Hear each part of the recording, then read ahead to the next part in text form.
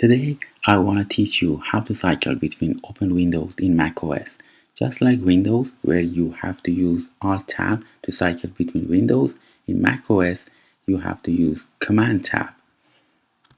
So, in Windows, Alt and Tab, but in macOS, you have to use Command, Key, and Tab.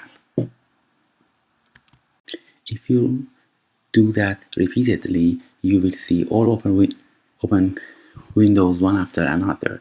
So let's do that. Command and Tab. So you see that I have got my Camtasia, and then my PDF, and then my Google Chrome, and then my text edit. So if I release my command button, I can see my text edit. So again, I go through my command and tabs. So I can go to, for example, I want to go to my Visual Studio Code. Then I release my command button.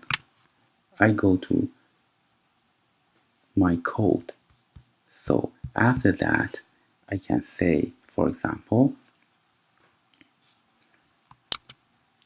I want to say to my Finder. So that goes to Finder. If you do that just once, you will see two most recent windows. So if I command and tab just once, that goes to Camtasia, then goes to Visual Studio, and then to text edit. So text edit and then Finder, text edit and then Finder, because I just use it once. Cool feature that can be found only in macOS and not in Windows is to cycle between the open windows on one program.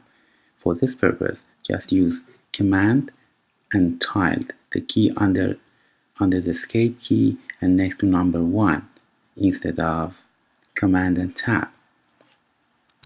For example, I'm in Chrome and I want to cycle between the open windows of just Chrome and not other windows. So if I use Command and this key next to number 1, I can see only the open windows of Chrome and not other windows.